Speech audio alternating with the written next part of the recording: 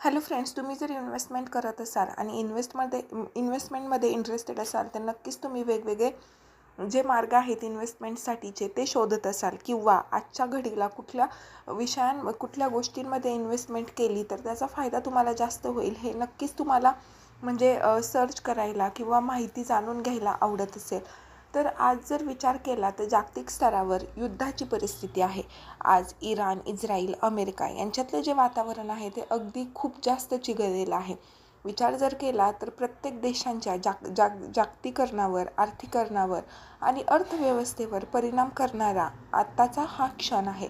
Iran, Israel, America या तिघांमध्ये इतकं वातावरण चिघळलेलं आहे.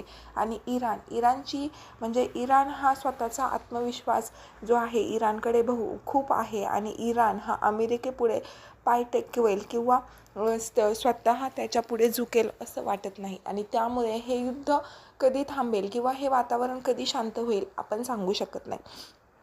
नमस्कार, मी प्रियंका. माझ्या यूट्यूब चॅनलवर तुमचं खूप स्वागत करते. माझ्या चॅनलवरती तुम्हाला इन्व्हेस्टमेंट रिलेटेड काही व्हिडिओज दिसतील आणि नक्कीच याचा फायदा हा तुमच्या इन्व्हेस्टमेंटच्या साक्षरतेमध्ये भर पडण्यास मदत करेल.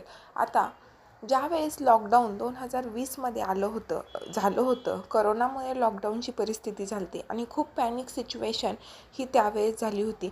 ज्यावेळेस जागतिक म्हणजे याच्यावरती पॅनिक सिच्युएशन येते, जागतिक स्तरावरती पॅनिकनेस येतो, तर त्याचा सर्वात जास्त फटका हा अर्थव्यवस्थेवर पडत असतो. ज्यावेळेस कोविड होता त्यावेळेससुद्धा जागतिक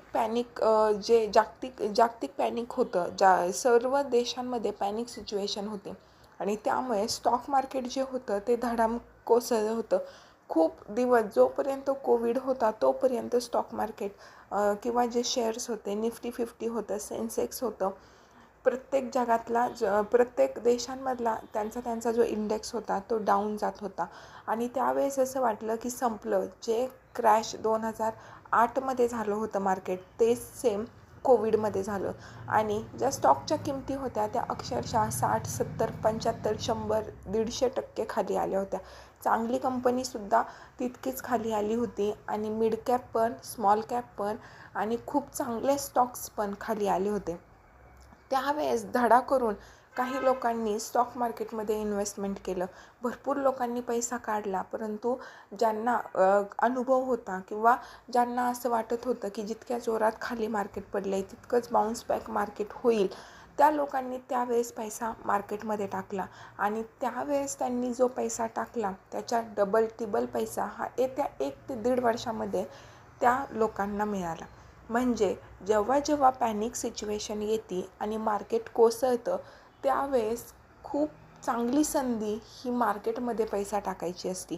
आत्ता सध्या जर विचार केला तर हे जे युद्ध आहे इराण, इस्रायल, अमेरिका यांच्यामध्ये, आता अमेरिका कसं आहे, अमेरिका प्रत्येक देशावर स्वतःचं जे मत आहे ते लादण्याचा प्रयत्न करत असतो. आता जवळपास जगातील जेवढे पण देश आहेत ते सगळे अमेरिकेसमोर असे म्हणजे आपण नाही म्हणत का एक लाचार झाल्या टाईप असतात. काही ना काही गोष्टींमध्ये अमेरिकेमध्ये गुंतलेले असतात आणि त्यामुळे अमेरिकेला हुकुमशाही करायची पहिल्यापासूनच सवय लागलेली आहे. त्यामुळे बाकीचे देश हे अमेरिकेला तितक्या प्रमाणात प्रत्युत्तर देत नाहीत. त्यांनी लावलेला टॅरिफ असेल, त्यांनी लावलेला कर असेल, त्यांनी लावलेले नियम असतील, हे सगळे बाकीचे देश गपगुमानं शक्यतो ऐकून घेतात. परंतु क्वचित असे देश आहेत की जे त्यांना भिडायला जातात. इराण हा त्याच्यातील एक देश आहे. आता इराण हा छोटासा देश आहे. अमेरिकेच्या तुलनेमध्ये त्याच्याकडे बघितलं तर आपल्याला असं वाटतं की हा इराण इतका ताकदवर कसा की तो अमेरिकेला भिडतोय. परंतु इराणकडे त्यांची स्वतःची मिलिटरी फोर्स आहे, एजन्सी आहे आणि त्याच्या दमावरती अमेरिकेला इराण प्रत्युत्तर देण्याचा प्रयत्न करत आहे.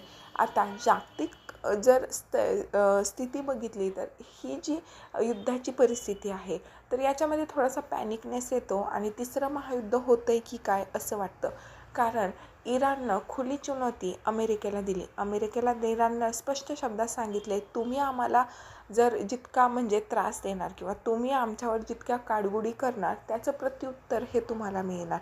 आणि त्यामुळे इस्रायल आणि भारत यांचे मैत्रीपूर्ण संबंध आहेत. आता इराण आणि इस्रायल यांच्यामध्ये युद्ध आहे.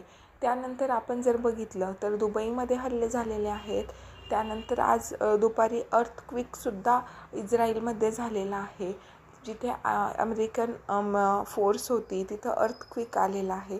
मग अशा बऱ्याचशा गोष्टी होत आहेत आणि त्यामुळे मार्केट जे आहे ते भरपूर डाऊन जात आहे. आता जर बघितलं तर फ्रायडेला निफ्टी 50 किंवा सेन्सेक्स हे निफ्टी हे 500 पॉईंट डाऊन होतं. 500-600 प्री ओपनिंगमध्ये सेन्सेक्स हे सुद्धा डाऊन होतं. अशा वेळेस स्टॉक्स जे असतात ना ते एका दिवशी 5 ते 10% पडण्याची क्षमता त्यांच्यामध्ये असते. आणि मग ज्या किमती असतात ना, आपण म्हणतो ना सेल ऑफर किमतीमध्ये आपल्याला ते स्टॉक्स बघायला मिळतात. मग थोडंसं काय म्हणतात स्थैर्य ठेवून किंवा थोडंसं धाडस करून मार्केटमध्ये अशा पॅनिक सिच्युएशनमध्ये जर पैसे टाकले ना, नक्कीच आगामी काळामध्ये, कारण ही जी युद्धपातळीची स्थिती आहे किंवा हे जो पॅनिकनेस आहे, हे जे घाबरटपणा आहे, तर तो कधी ना कधी सॉल्व्ह होतच असतो.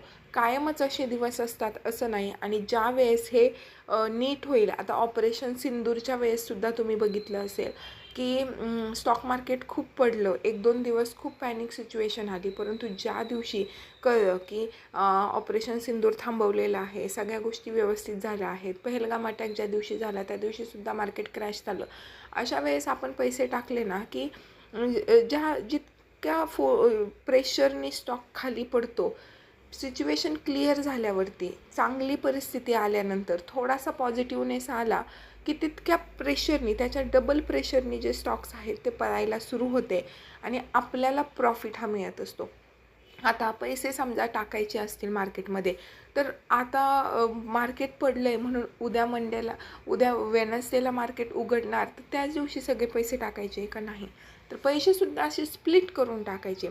की आज आपण समजा थोड्या वेळ 10% पैसे टाकले, नंतर 5-6 दिवसांनी किंवा आणखी थोड्या दिवसांनी बघायचं सिच्युएशन काय आहे, त्यावेळेस थोडासा तुमच्याकडं आहे त्या रकमेतला काही भाग टाकला. त्यानंतर आणखी एक 5-10 दिवसांनी, थोड्या दिवसांनी बघायचं की सिच्युएशन आता अंडर कंट्रोल आहे, मग आणखी पैसे टाकायचे.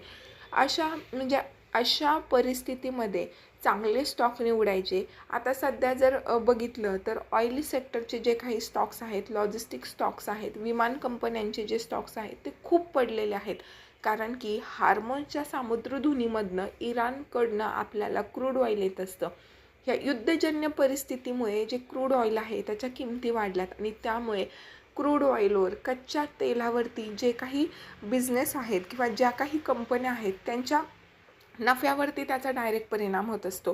त्यामुळे जे इन्व्हेस्टर्स असतात ते अशा कंपन्यांमधनं आपला नफा आपला जो स्टॉक होल्ड असतो तो काढत असतात आणि त्यामुळे ह्या कंपन्यांच्या किमती ज्या आहेत, ह्या स्टॉक्सच्या किमती आहेत त्या खाली